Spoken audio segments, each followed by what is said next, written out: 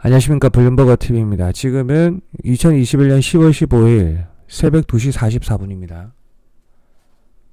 지금 알려드릴 부분은 한 5, 6가지가 됩니다. 우선 마크론 대통령께서 뭐라고 했냐면 수소도 중요하고 그 전에 소형 원자로 건설이 아주 중요하다라고 나옵니다. 왜 그러냐면 지금 그 연료난에 전 글로벌이 연료난에 시달려 있잖아요. 그거를 가장 빨리 해결할 수 있는 방법은 소형 원자로다. 그래서 우라늄 관련주가 혜택을 볼 것 같습니다. 그 한 2주 전인가 제가 우라늄 관련주 월스트리트배트에서 투자를 뜬다고 말씀드렸죠. 그리고 실제적으로 우라늄 떴어요. 이 뉴스는 그 뉴스고, 소형 원자로, 이게 팩트예요. 소형 원자로가 중요하다. 그 다음에 이 자료 같은 경우는 패드의 보스틱이란 분이 있는데, 이분께서 어떤 말을 했냐면 인플레이션이 일시적이라는 건 멍청한 말이다. 그런데 스태그플레이션이 온다는 것도 멍청한 말이다 라고 말을 했습니다. 왜 그러냐면 스태그플레이션이 지금 온 거는 맞는데 최악의 스태그플레이션은 오지 않을 거다. 그 근거로 몇 가지 이야기를 했는데 제가 자료를 보여드릴게요. 이 부분.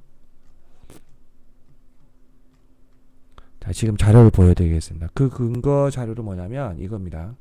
우선 이 전체 이 자료값은 뭐냐면 미국에서는 다양한 프로그램으로 인해서 실업자들한테 어떤 지원을 해주는데 그 지원금이 갈수록 줄어드니까 사람들이 일을 하러 가더라. 그거예요.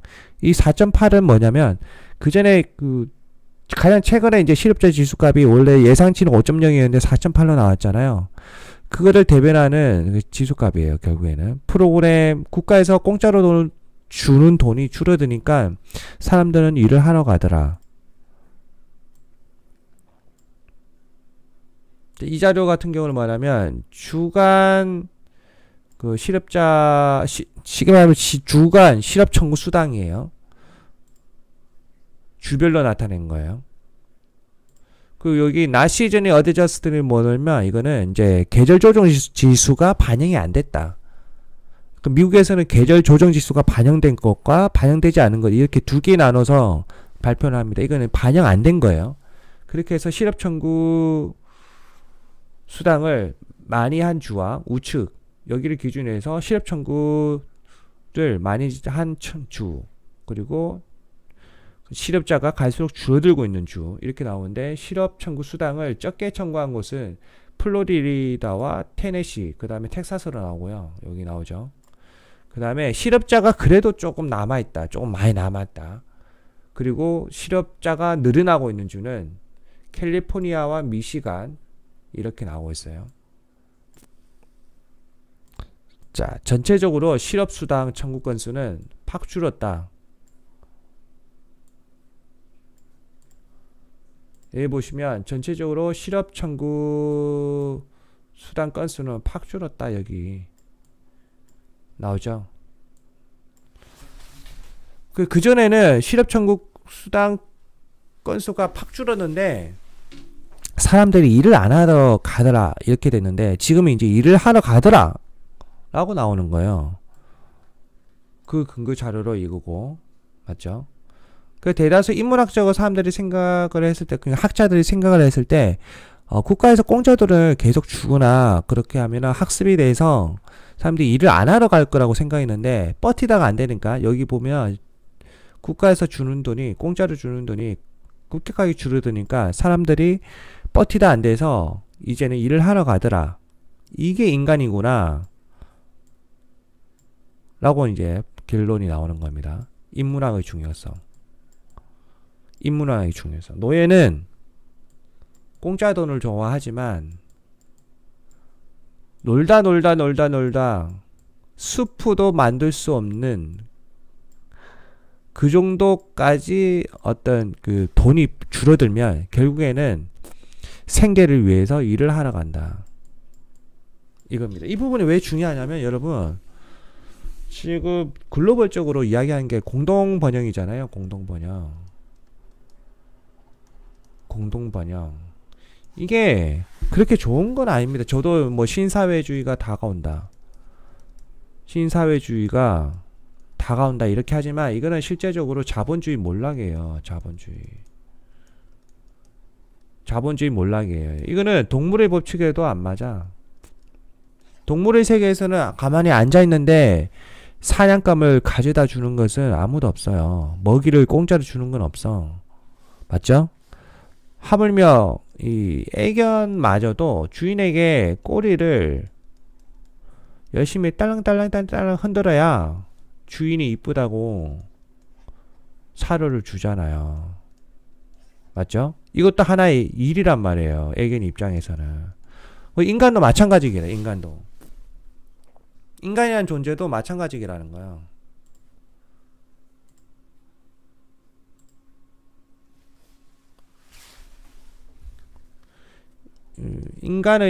인간이라는 존재도 코로나가 터지고 학자들이 생각하기에 보조금을 지속적으로 주면 학습이 되어서 일을 안 한다 라고 다 생각을 했단 말이에요. 이것에 대처안이 뭐냐, 그게 사회적 문제점인데, 그런데 이 보조금을 어느 순간 안 주니까 결국에는 인간은 일을 하러 가더라.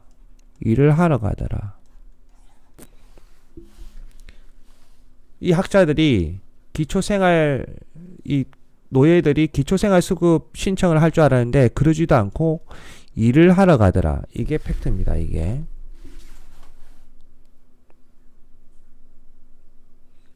자, 이 부분 알려드렸고,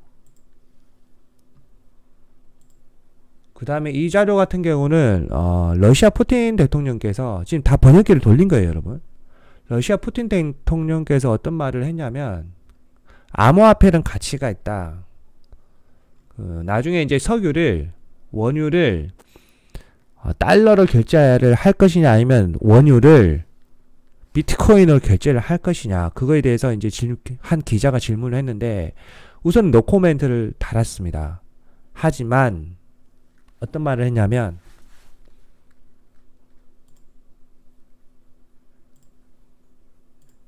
장기적으로는 원유를 달러로 결제하는 것에 대해서 반대를 할 거다. 자, 이 러시아 푸틴 대통령께서 이 원유 결제를 달러로만 하는 것에 대해서 반대를 한다. 가면 무엇으로 대체를 할 거냐? 위안화. 그 다음에 CBDC, 각국의 CBDC 또는 비트코인. 이쪽으로 언젠가는 이 결제 시스템이 바뀐다는 거죠. 이 말이 뭐냐?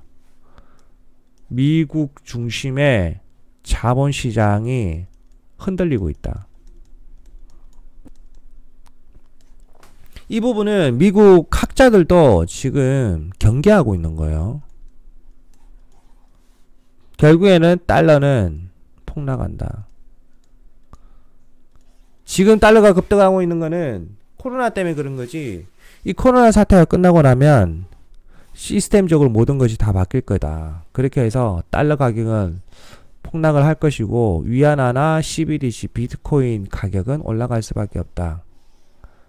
그렇지만 푸틴이 지금 비트코인을 적극적으로 옹호하는 건 아니다. 하지만 그렇다고 반대하지는 않는다. 비트코인에 대한 자세는 중립적이다. 그래서 비트코인 가격이 안정적으로 지금 가고 있어요.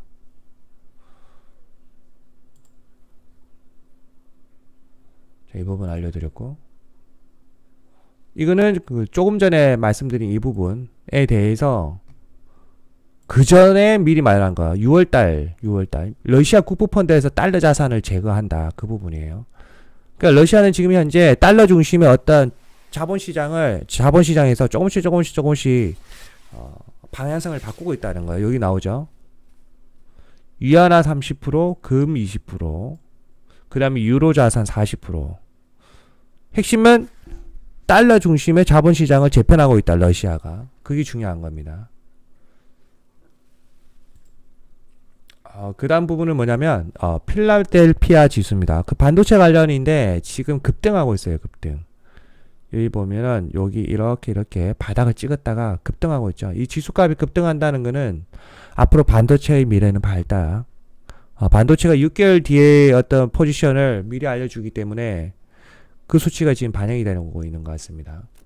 여기 보면 SOXQ 이 지수값 폭등하고 있고요.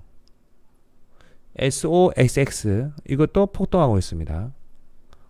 이거를 제가 보여드리는 거는 한 구독자분께서 댓글로 남기시더라고요. 보여달라고.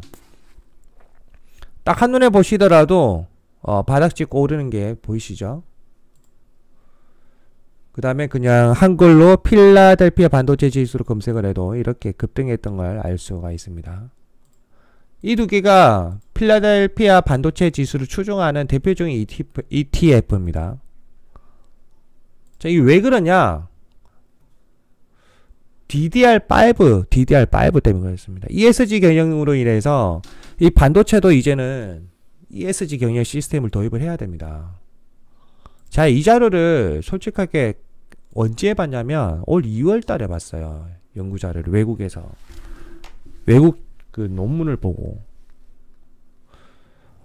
우선 반도체 업계에 큰 틀이 바뀌는데 이게 뭐냐면 DDR4에서 DDR5로 넘어갑니다. 이 자료가 언제 나오면 올 2월 달에 나왔어요. 2월 달에. 그래서 제가 묵혔다가 그때 오픈 채빵 운영을 할 때 사람들한테 제가 알려드린 게 살짝 알려드린 게 4월인가 그래요. 4월경에 반도체가 뜰 거다. 그런데 엄청나게 묵혔죠. 지금 10월달까지 묵혔으니까 이제 뜨기 시작합니다. 이제 제가 알고 있는 그런 자료들 중에 딱 말하면 보통 2달 뒤에 뜨는 게 있어요. 2달 뒤에 뜨는 거는 한 15% 떠요. 그리고 3달 묶였다가 기관들이 띄우는 거는 보통 상처. 보통 상처요. 그럼 이거는 지금 몇 달 지났냐면 거의 8달이에요. 8달. 8달. 제가 생각할 때는 앞으로 반도체 관련주는 엄청나게 될 거라고 생각합니다. 반도체 관련주는. 그럼 왜 DDR4에서 DDR5로 넘어가야 되냐면 결국에는 이 반도체가 들어가는 거는 모든 산업에 다 들어갑니다. 이 반도체가 전기를 겁나게 먹어요. 반도체가 한 개만 들어간 게 아니잖아요. 컴퓨터만 보더라도 반도체 하나만 들어간 게 아니잖아요. 엄청나게 들어가잖아요. 그 PC나 자동차 이런 기타 우리가 인류 문명이 사용하는 모든 곳에는 반도체가 들어가기 때문에 그 전기값을 낮추기 위해서는 DDR5로 다 바꿔야 돼요. 왜 바꿔야 돼? ESG 때문에. ESG 경영 때문에 다 바꿔야 돼. 엄청난 수요가 발생합니다. 이거. 엄청난 수요가 발생하는데 언제까지 발생하냐? 2025년까지. 제 말 안 믿기시죠? 저는 이 자료를 올 2월 달에 봤어요. 외국 논문을 보면서. 그러면 간단하게 그래프를 제가 그려드리면 지금 2020년, 21년, 22년, 23, 24, 25 뭐 이 수요값이 있겠죠. DDR5 수요값이 있겠죠. 이게 그냥 이렇게 1차 곡선을 그리는 게 아니라 여러분 이게 올해 아니고 내년부터 이렇게 올라가요. 수요가 이렇게 올라가서 25년에 엄청난 수요가 발생해요. 25년에 왜 그러냐? 24년부터 25년에 뭐가 발생한다 했죠? 흑점 미친듯이 터진다. 흑점 고점이에요. 이때가 흑점이 고점이 되는 시점이에요. 그러면 흑점이 많이 폭발하면 어떻게 되냐면 지구의 자기장이 바뀌어요. 지구의 자기장 흐름이 다 바뀐단 말이에요. 이것들은 결국에는 뭐 어떤 영향을 미치냐면 인공위성에 타격을 줍니다. 인공위성에 타격을 주니까 이 지구 주위를 돌고 있는 인공위성이 제대로 시스템적으로 못 돌아가니까 어떻게 돼요? 지구 안에 있는 모든 전자제품이나 이런 것들은 다 그냥 스톱이 된다고 생각하면 돼요. 그래서 인공위성부터 모든 거를 다 교체를 해야 돼요. 흑점 미리 터질 걸 대비해서 흑점 24년부터 본격적으로 터진단 말이에요. 이거에 대비하기 위해서 인공위성에 들어가 있는 반도체 칩부터 다 바꿔야 돼요. 그러면 지구상에 있는 반도체도 싹 다 바꿔야 돼. 여러분 전자집기도 다 바꿔야 돼. 난리가 나는 거예요. 내 말 거짓말인가 한번 보세요. 24년에 반도체 수요가 얼마나 늘어나나. 지금은 아무것도 아니에요. 근데 기관들은 어떻게 하죠? 지금 최근에 반도체를 찍어내리기 위해서 기관들이 쓰는 수법, 디램 가격 하락한다. 디램 가격 하락한다. 이게 기관들이 쓰는 수법이에요. 기관. 이 말이 틀린 게 아니에요. 이거는 DDR4에 대해서 디램 가격이 하락한다는 거예요. 근데 논문 자료에는 DDR5 수요가 폭증을 하면서 이 DDR5 가격이 폭등한다는 거예요. 그래서 지금 그 삼성이랑 SK 하이닉스가 선도주자란 말이에요. 글로벌. 이 DDR5는 당연히 이제 1등은 삼성이고 2등이 SK이고 3등이 마이크론이에요. 미국 마이크론. 그리고 이제 다 개미들 다 털고 나니까 이제 뉴스가 나오잖아요. 제가 방금 말한 거. 저에게 따로 연락 오신 분한테는 계속 말을 했어요. 이런 뉴스가 이제 나오잖아요. 삼성전자 14나노 EUV 디램 양산 생산 뭐 생산성 20% 올라간다. DDR5 뭐 어쩌고저쩌고 나오잖아요. 이게 실제적으로는 올 2월달에 연구 논문에 다 나왔던 자료예요. DDR5화 된다. 가격이 올라간다. 근데 기관들은 DDR4 가격이 내려간다라고 기사를 써야 되는데 그게 아니라 그냥 디램 가격이 내린다라고 기사를 쓰는 거고, 실질적으로는 이 DDR5로 모든 것이 다시 전환이 되면서 DDR5 가격이 겁나게 올라갑니다, 여러분. 그게 이제 시작이 된 거예요. 아시겠죠? 구독과 좋아요, 알림 설정은 저에게 큰 힘을 줍니다. 감사합니다.